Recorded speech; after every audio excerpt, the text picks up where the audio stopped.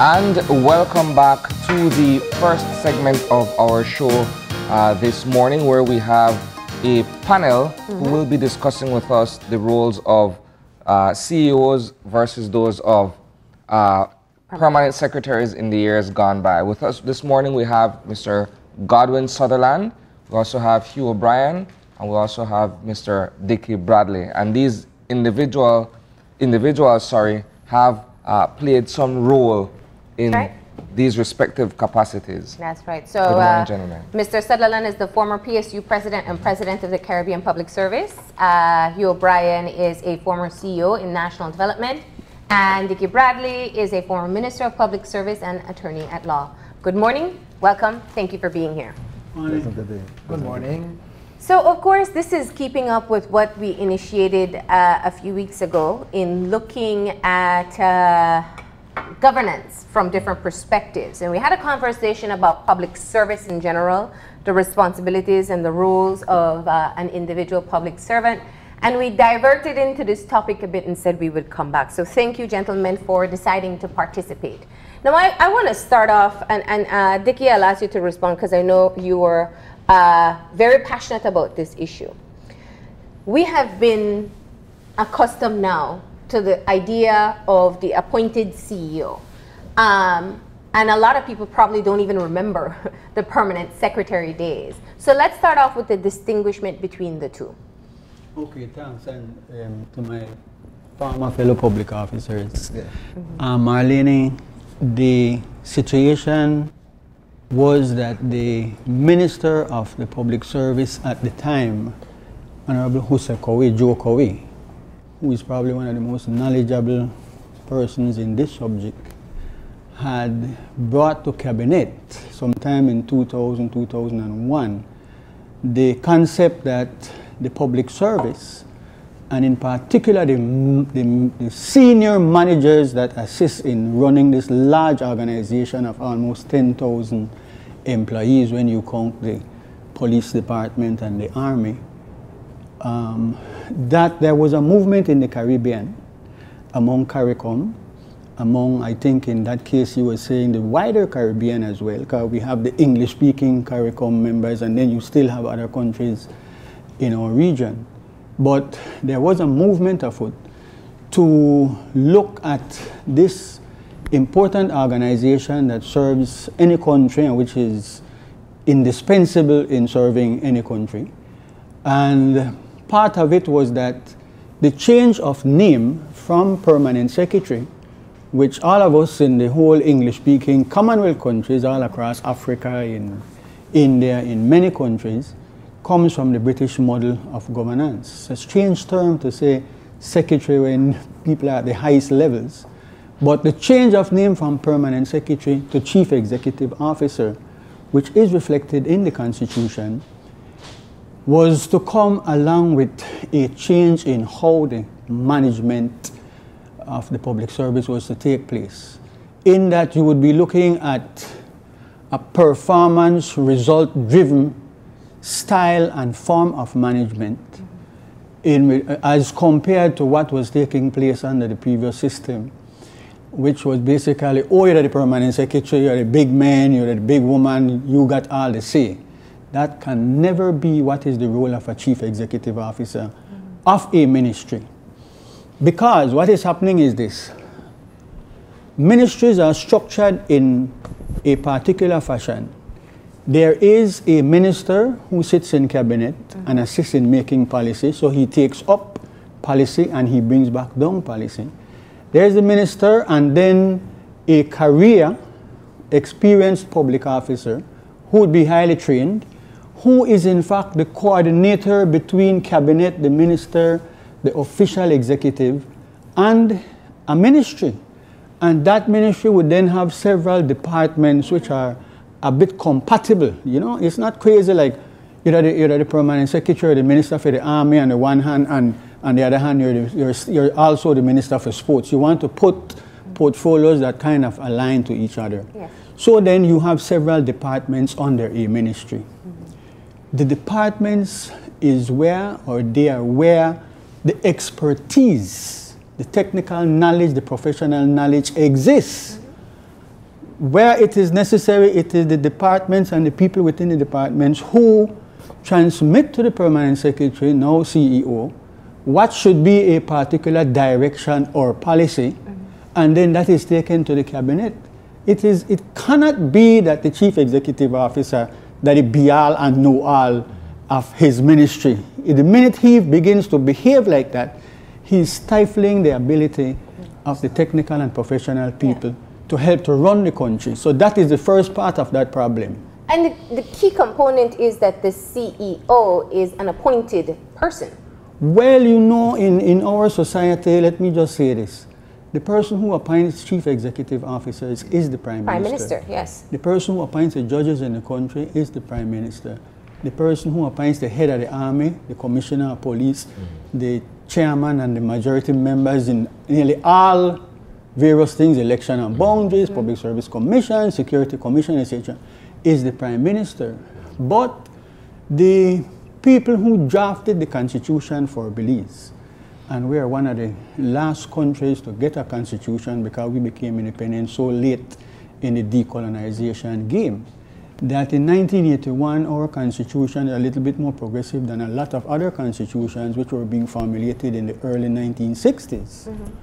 But they would not have, well, they probably did, but they would not have been able to appreciate that the traditions, the conventions, which are like the clothes that cover the law, would have been so violated, not only in Belize, but in other countries.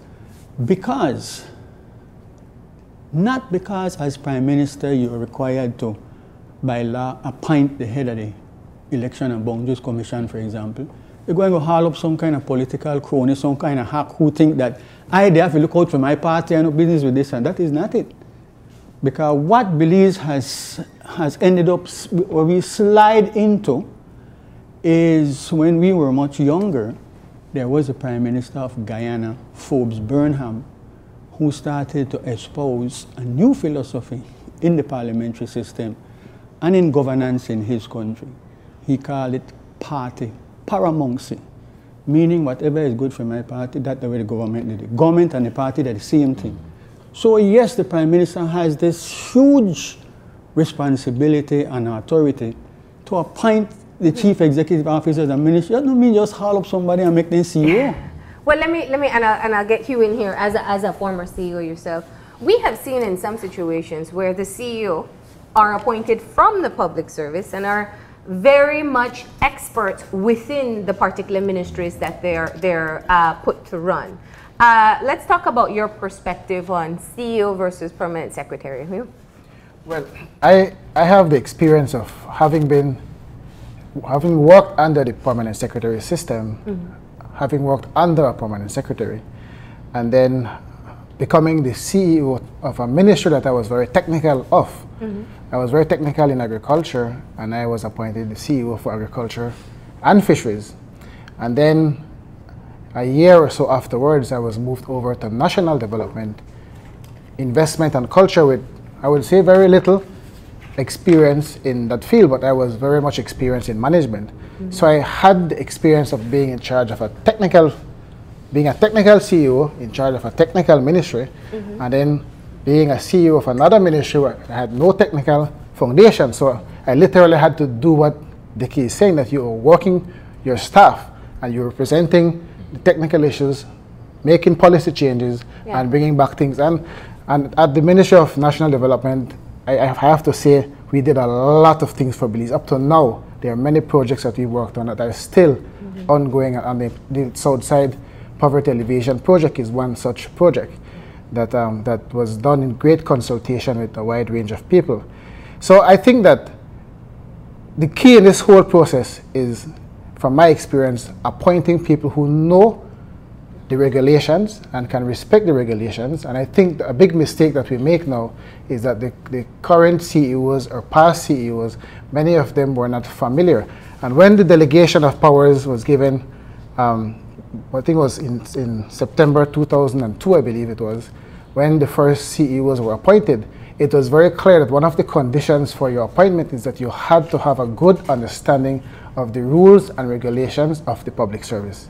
And so many of the current CEOs have no knowledge of that, and they are failing miserably in respecting the protocols and procedures set out to ensure fairness, transparency, and accountability.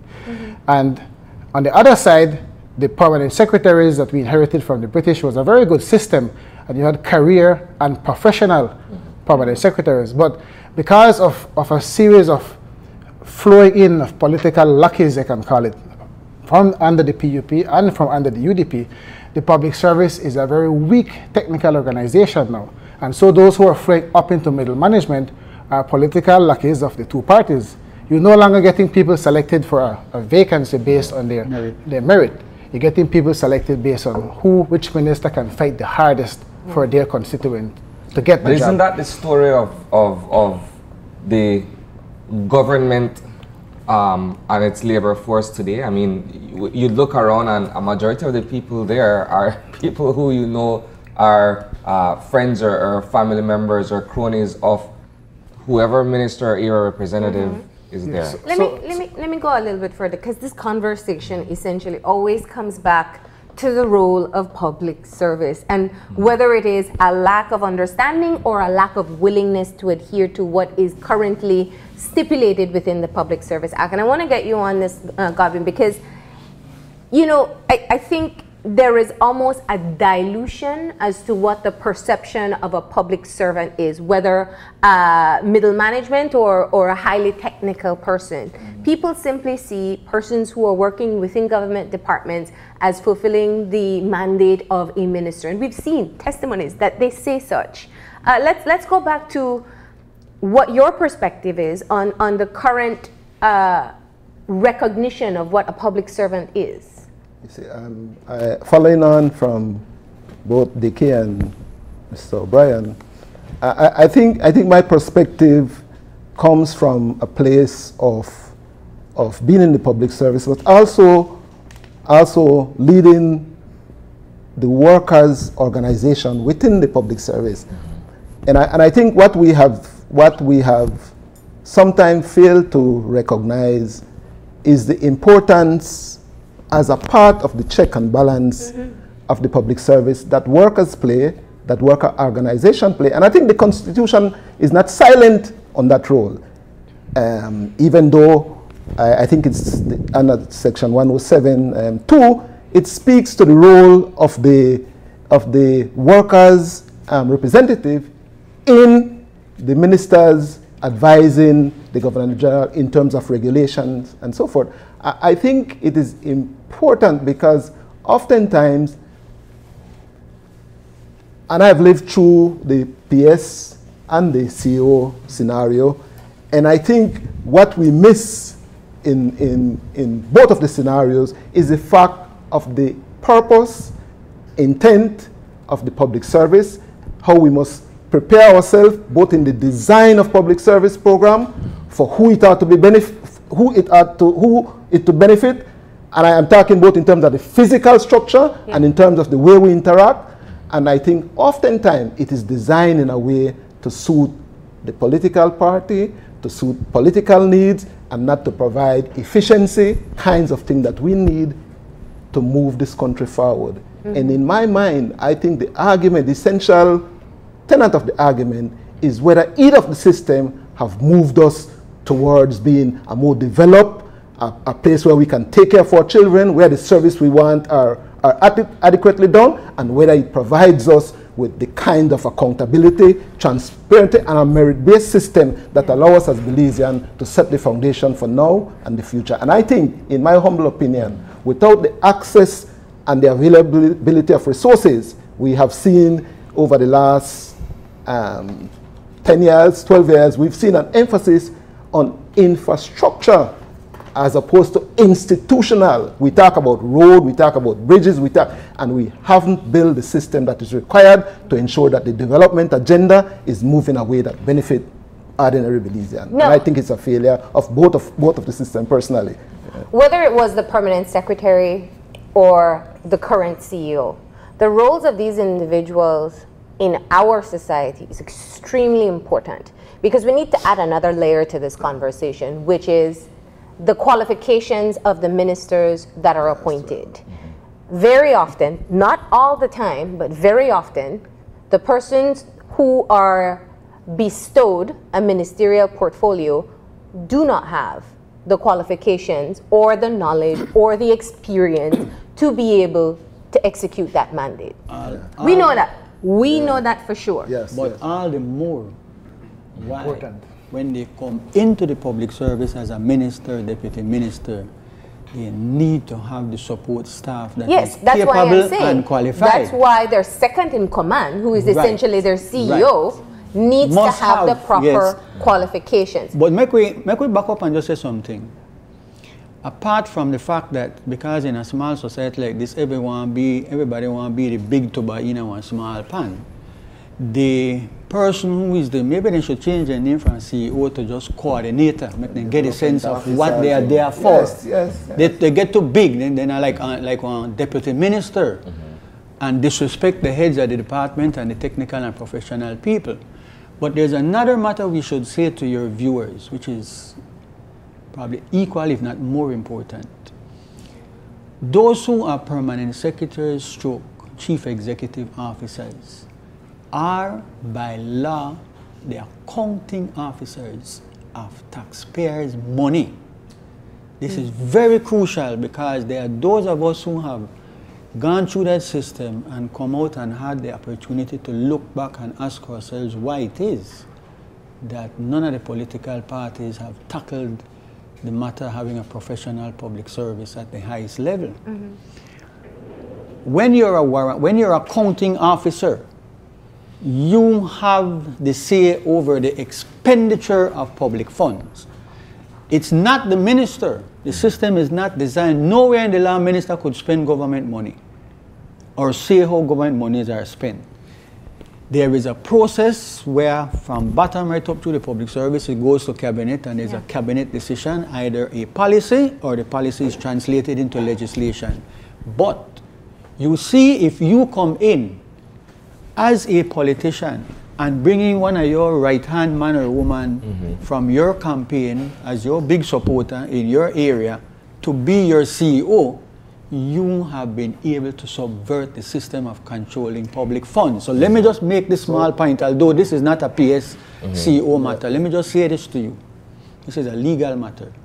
When you hear a minister of government come out publicly and says, I am going to reward teachers who did not go on strike, and I will take $1 million out of the budget allocated for the Ministry of Education to do that, that is entirely illegal. And none of the previous permanent secretaries would ever sign off on that. But whoever it is will sign those vouchers and checks and authorization because, you know. Well, see, that's what I wanted to get at. And moving away from that particular example, the difference, and I'm trying to make it as clear as possible, the difference is a permanent secretary is elevated to the post of a permanent secretary versus a CEO who is selected and appointed. By virtue of being appointed and knowing that essentially your shelf life is as long as the powers that be decide, you are in that position. There is a decision-making, an influence on the decision-making process. Now, I want to ask, what are the accountability measures that are in place for a CEO? Obviously, as a permanent secretary, you were a senior public service officer. At one time. So you were bound to the code of conduct and the regulations there. I'm asking for these appointed professionals, and many of them are, you know, they're professional persons. However, as I said, by virtue of being appointed, you know that it is left up to particular persons and interests to decide how long you'll stay in that position. What is the accountability measure for appointed persons? The system is inbuilt with accountability. And you have to give some slack to the political process that clearly, I know this was a big argument in the old days with George Price. Some of the public officers were seen to be colonial minded, and he was fighting the colonial system and was impatient with some of these people. But he was well served because he had Mr. Fonseca as financial secretary. He had a host of people who were bedrock to the public service. But let me say this to your viewers. In the public service, in every government department and every government ministry, there is an inbuilt accountability system which has been overridden. It is that there are career persons who are called accountants and finance officers. I think they've been graded like FO1, finance officer 1, finance officer 2. Those persons are bound by law to follow the financial orders, the stores orders, the control of public expenditures, and so on, up to a certain extent. They are or should be or were at one time answerable directly to the financial secretary, who could go to the Minister of Finance and say, listen, we understand that they can buy a vehicle out of funds for medicine or something like this, and so on, and so on, and so on. They want to deal with that. So you have that first thing, that somebody has to authorize the spending of money at the departmental level, and somebody have to counter-approve and see what is going. It's not done in no secret. Finance officers and accounting officers are a part of that system. Permanent secretaries, chief executive officers, including finance officers, can be sent for by the Public Accounts Committee, which is a crucial, important part of it, because elected representatives make up the Public Accounts Committee, who should be meeting in public where it's necessary. The way we are all glued to the current Senate hearings, like it's some kind of love and hip-hop series every week, who will be called, which next minister, and so on. The Public Accounts Committee is where ministers and senior public officers and people in line ministries and departments are answerable for dealing with public funds. That system has been overridden because why the minister saying he want to do this and the CEO there with it and so on, but we need to make sure that whoever is financial secretary and minister of finance lay down the law where that is concerned, because protecting public funds and public resources, you know, people have stolen government departments out of the public service. People have diverted large sums of money from one side to the next, and there's no accountability for it. Well, I think we have to accept that in 1981, we really inherited a very functioning, well-functioning system of public service, where the public service was led by professional permanent secretaries. But they were largely process-oriented. Make sure you follow the procedures, and which is great. The public service then was small. And between 81 and I think somewhere around 95, 2000, the political directorate realized that the service, which had gotten larger in size, had started to fail. It was not results-oriented. It was hard to get action, and you had a lot of blocks, sometimes put in place because the due process was not followed, sometimes because the technical staff or the permanent secretary did not see eye to eye with the policy of the government of the day. So I think the move to CEOs had good intentions. The CEO did not take away any of the responsibility that a permanent secretary had. He had to respect all the rules and regulations, had to respect all the financial regulations of the country, but the ability to create change and to be more results-oriented was the intention. And along the way, trying to be results-oriented became more ensuring that the wishes of the minister, whatever they were implemented.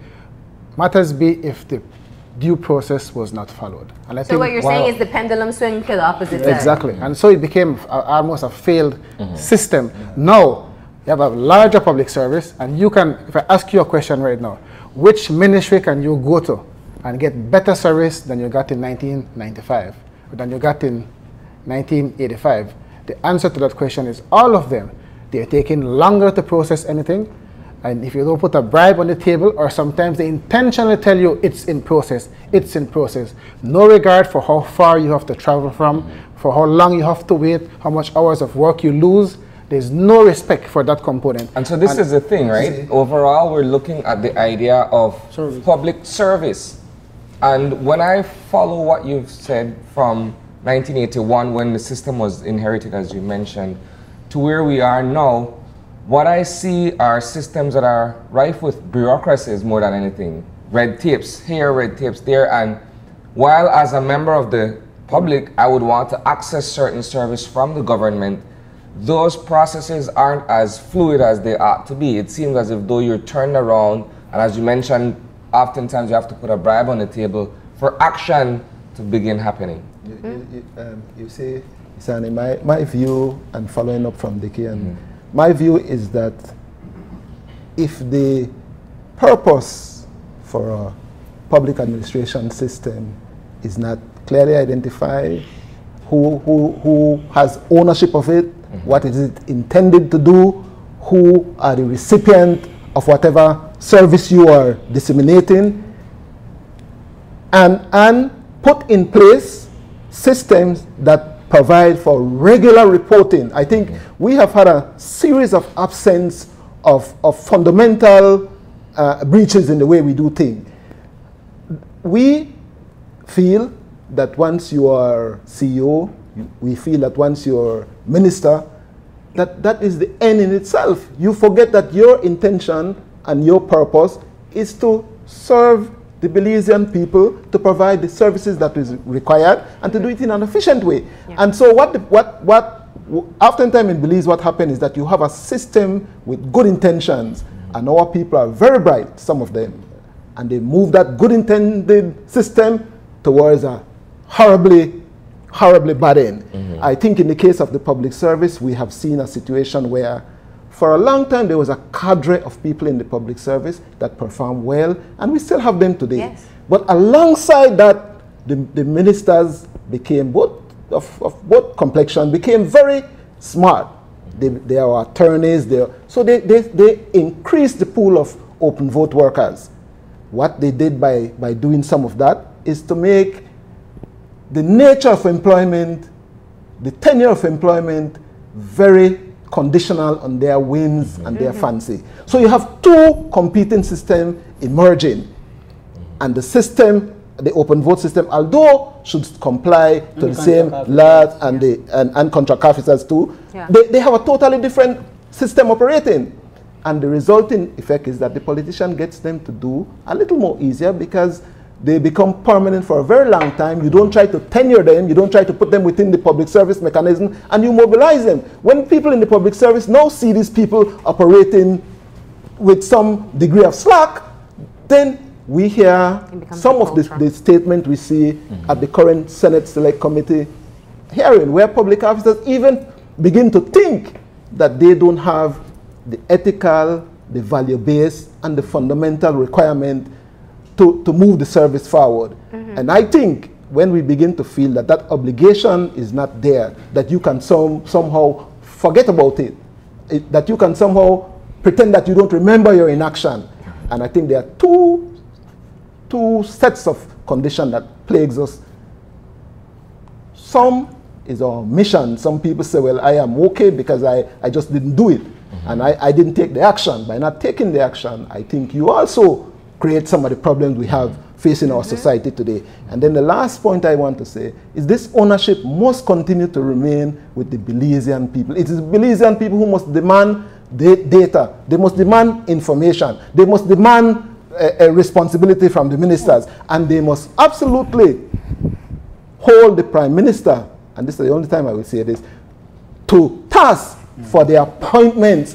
10 categories under our constitution are appointments made by the Prime Minister of this country. And what Mr. Brother didn't say, it can extend beyond that because he can source access to the Public Service Commission and determine which additional public officers come under his appointment. And it is those kinds of tenure, I think, that creates a serious impediment to serious development to our country, that have our people poor, that have us wanting because the public service is not efficient and it is not serving the needs which we want. That's okay, we got to stick a pin. We're going to take a break, and when we come back, we'll resume the conversation. So we will keep on talking about CEO versus permanent secretary in the public service, and this is all a part of our Good Governance series, so stay tuned.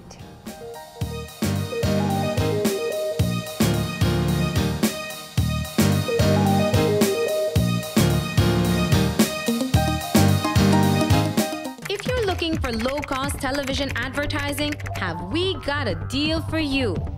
Advertise on Channel 5's Daily Classifieds.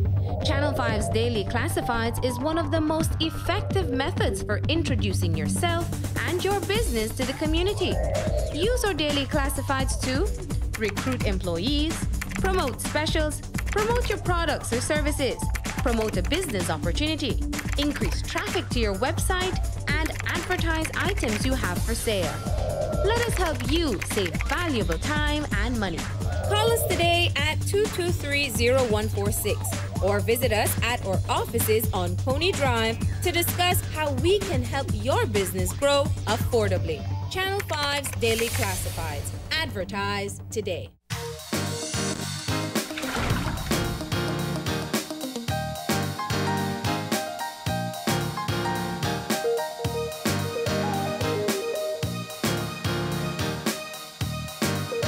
And welcome back.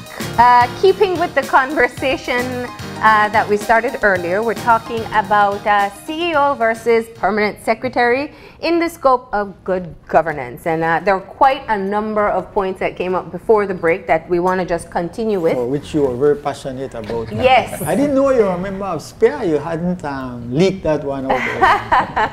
Yes, very active at one point. Let me jump in and make this point we were saying in the break. One of the factors that we have overlooked as a people who don't discuss anything, and our universities are no help in organizing healthy, informative discussion. And big respect to you, Asani and Amalia Mai, for doing this on Monday morning. This I think no other media they better deal with the public service, which is so important. I think a matter is this. Back in the 1970s and maybe up to the 80s, the government budget was a regularly poco tempo budget. But as the country is going, as we have become a nation that borrow, we are really borrowers, mendicants, we have been in fact expanding exponentially. I'm sorry if I said that word, we're expanding by a big amount. The budget for the public service is actually $1 billion. 1.1. Well, it's a little over here and there, but you can't really believe the whole, I mean, you know, but listen, we talk huge amount of monies. We're talking big projects. Let me tell your viewers that a government swallowed up almost $400 million of Petrocarib money as part of an election juggernaut. $400 million.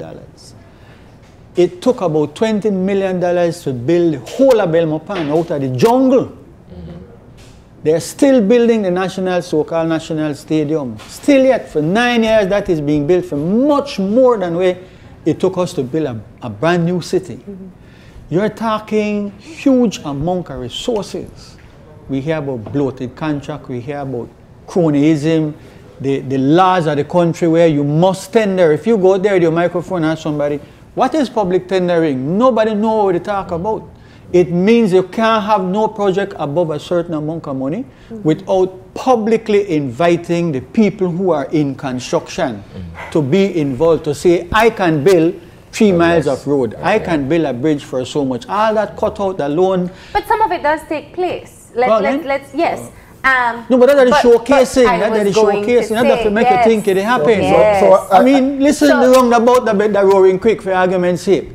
If you hear what that costs out of public monies, and then Marlene, this is one Darrell Carter's a favorite complaint. Right next door to this massive wasteful project is one bridge between this part of the country and Roaring Creek going up. Only that one bridge today. That bridge is so narrow that when you are walking or riding your bicycle on a bridge on one vehicle, you better scrunch up. You better do it instead of Jamaica when I get in at the bus line, smiling yourself. Can you imagine that? One Lee bridge in an emergency, somebody just need to crank and block that up. So I'm making the point. The massive amount of monies that are available for politicians to get their hands on for their own purposes is part of the problem why nobody wants to put in the checks and balances, the controls, the professionalism, so that in fact public monies are 100% protected. So I use the next argument here, Dickie, and I advance the argument to the public now by saying that, you know, I am a quantity surveyor by profession, so I am able to, one or two or so, I'm able to look at infrastructural works and to determine whether the investment is really what it is or not. Yeah. And I think one of the popular things about politicians and political parties and governments investing in infrastructure is because we're talking huge sums of investment. And you set up boards and you move them away from the main structure of the public service. You find ways of circumventing going to your public service commission, to your auditor general, to your accountant general, and your contractor general, and then you siphon a section of that. What this is is siphon? established. What is siphon? This what you do is the politician, the contractor who you want to give the contract to must make an arrangement with you to give you 10%. There was a famous minister that they called 10%. I think the whole country knows.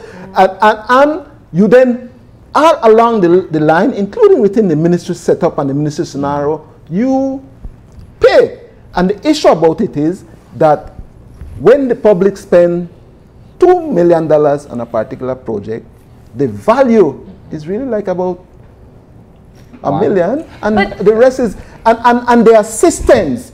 The irony of this is that there are systems which are designed that should capture it, and this is what I'm telling you at the next level now. So you say you have a contractor general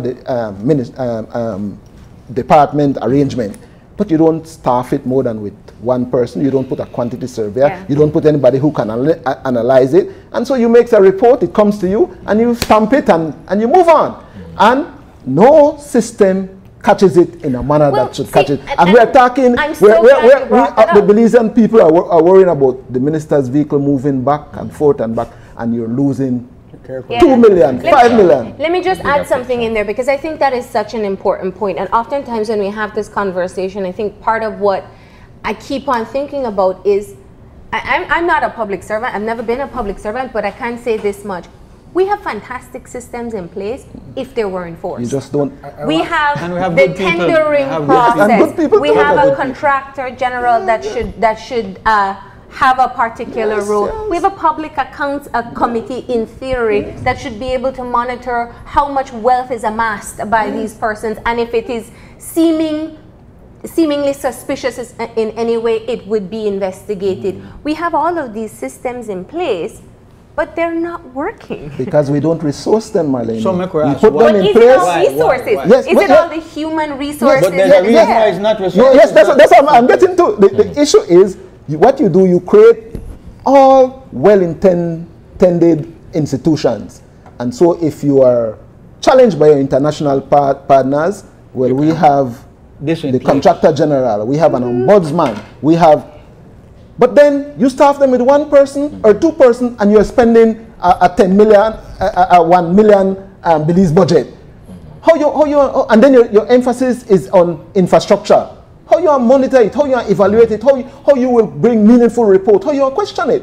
Plus, so plus you're appointed by the people who want the system to be like that, so you don't want to rock the boat. Well, you rock the boat. And then plus the beneficiaries. Let's get Hugh in, because Hugh has a point. I think we have to appreciate an important point, extremely important point made by Dickie earlier. And I think that's where, as a Belizean, I have been very disappointed in our prime ministers, I would say. The prime minister sets the stage and holds the card on the appointment of these people. And in many cases, in almost all cases, he is the defense if these people are doing their job properly. I'm talking about all these people that he appoints. And for not tolerating a breakdown of the process and the procedures.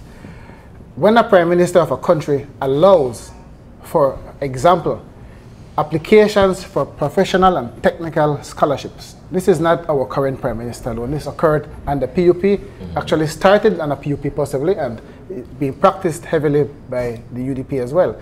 When people go out and apply, and you have a clear process to say, apply for the professional and technical scholarships, that says it's based on the priorities of the country, so the priorities may be engineering and agriculture. It's not law or even medicine anymore.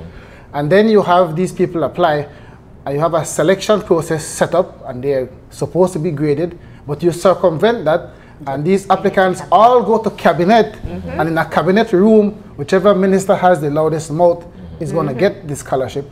And so more lawyers are going to, I'm not criticizing the legality, but it's not a priority in terms of the public service. More lawyers are going out to study, and more of this kind of people who are no alignment whatsoever with the priorities of the country. And when you allow that system to keep going and to shift from the hands of objective analysis to individual perception of a minister and who he can get to vote for him. Or then, the individual who is about to attain their degree feeling that they must go to a minister to be able to attain the scholarship to further their own professional development once they return. And you are required, you should be required to put in time with public service or with the government when you come back. And you know what happens there too, right? You don't send out the best people to study either. You send out the luckies again. And I won't go into detail, but the exact same thing happens when it comes to employing people within ministries.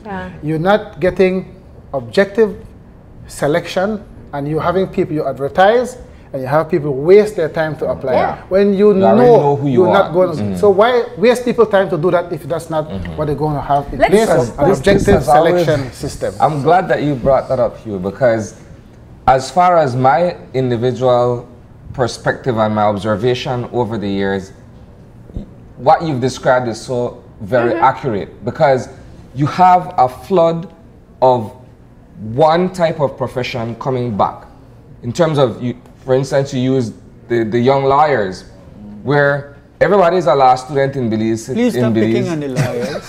But it's the truth. Everybody and their mother in Belize is a lawyer these days. We don't have other people with technical expertise in any other area of development, because everybody looks to the law profession as, boy, this is the fancy life, this is the good life, etc., etc. You don't have fancy life. Maybe you're the exception. People are watching. They'll talk about you. Let me make a point. Let me make you and you raise a very important point. But it happens whether that's scholarship, whether that's get land, whether that's being a policeman, across the board, the politicians have subverted the system. Because I want to make this point here, because I'm a little bit older than you are. Let me make this point here. We as a people, when I listen to him, I meet him several times in Cairo, and I'm really glad you have him. He's a man who can say a lot. Both of them. We need you to quantify all in street and say how much they cost. We've spent $40 million in streets in the city. I want to make this point to your viewers. There was a time when our people, they made jam. Somebody made do peanuts butter. I remember a young boy Burns made them make chocolate. We were a little bit more self-sufficient. I go up in a yard at Wagner Lane where we had fowl in the backyard. You check on your fowl code, you wash it out, you clean it, you take care of your fowl. And so we have no kind of backyard farming. We have nothing in terms of, listen, a simple policy. We will grow what we eat, and we eat what we grow. All of a sudden, all of us start to have diabetes, cancer, this kind of things and whatnot. It looks like a thing name, but you know what is going on? The failure to have what Hugh is speaking about, that there is meritocracy, that the bright people know that they can go up the system rather than somebody to run behind a minister and get one job, and then when the parties change, they lose their job. The whole system in front of our eyes, this is what you're complaining of, the whole system is beginning to collapse in front of our eyes because of the subversion of the institutions. It is institutions that are being subverted. So can we look at reform then? That's what I was going to say. Let's use, we have literally 5 more minutes to go. At the top and of my I list want us here. to talk, I want us to close off this conversation, because many times when we talk about this, it seems very doom and gloom, you know? And I think a lot of people have a sense of hopelessness that this system will ever change to benefit us all in an equitable manner. What are some of the areas that we can look at? I think we've provided some information to people about what currently exists in the system, how things should work, the challenges of having open vote workers and contract workers and appointed professionals. But our leaders are employed by the public, the people who go out and vote and decide who will lead the country, the people who go out and vote and contribute their taxes back into the country. We are the ones who are really in charge, and I think sometimes we forget to remind the public of that. So if we were to talk reform, what are some of the areas you think can be starting points at this point to move away from the hopelessness that we tend to get, that we tend to hear? So I think that Belize is growing. I think that the best for Belize is yet to come. I don't feel doom. I feel that with every challenge, it causes the Belizean people and the Belizean nation to think in another way, to challenge it, to rise up against it. And this is not outside of our ability. We see the case of the BNTU just recently. Yeah. I think we sometimes also forget our history. Our history was never one where the ruling government provides for us major change. What normally happens is that people demanded, or through coalition, or through some kind of movement. It started way back in the 1950s with the labor movement and so on. Belizean has to begin to demand better. You have to hold people accountable. You have to hold people at the fire for what they're doing that is against our interests and the future of our children. And I think it's not so difficult at all. When most of these people come with, I've been through different governments coming into the public service, they are vulnerable, they don't know their way around, and there are a lot of facilitators who enable them. Then the enabling take place and they become so big. And you know the worst part about it? We walk and we see them in the streets and we continue to call them honorable. We continue to turn a blind eye to their. We should let them feel uncomfortable. When they begin to feel uncomfortable, they will act better. I think that as a nation, we must start to put our children, the good of our country, before politics. Because in the end, I think Belize will outlast parties, it would outlast. So in my view, the question to reform is not a difficult one. It must start with people. It must start with action, sustained action like the BNTU. It must be, you must have within the public service, a public service union that regains its vibrancy, that recognize that when your people, when you see wrong, you talk about wrong. When you see wrong, you organize and you challenge wrong. When you see ministers going in excess and spending $1 million for which they have no authority, look to the law. And you know the next thing in our country, we have lots of silent attorneys. We have lots of silent attorneys who should know and should direct the public how to move. To say to the AG that there's sufficient evidence in this matter, and that is not only a question that the politician taking it, but AG have a case to take, a civil matter. And I think lots of time they fail us to, even some of the ones we've trained fail us because they come back and they support a system that politics that had them there in for the most part. Sorry, Dickie. I advocate for public pressure and so on as well, but I am a little bit. We are in a pendulum that's still swinging in the wrong direction, and I think it's going to come back. I'm a firm believer of that.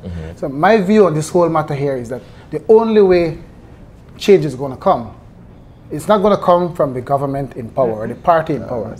It's going to come either from the main opposition party, whichever it is at that point in time, making a transformation in itself to offer itself as a new leadership for the country to bring the kind of change that the people are asking for. Or it's going to be in the form of a third party that rises up and then sets the stage for good governance. I say that because, as I said earlier, the leader of this country, whether it's the Prime Minister that's elected through his constituency and becomes the Prime Minister, or we move to a system of an elected President or Prime Minister, that person, I believe, the change will come for Belize to transform. If it doesn't happen at that level, the systems are all there. I've worked in the system. They are all there.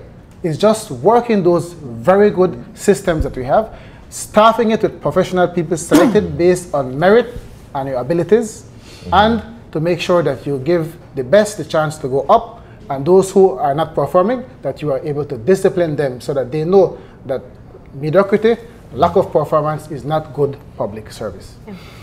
There is an article in the British media yesterday morning, 5:30, I was reading it. It's called Globalization, the Rise and Fall of an Idea That Swept the World.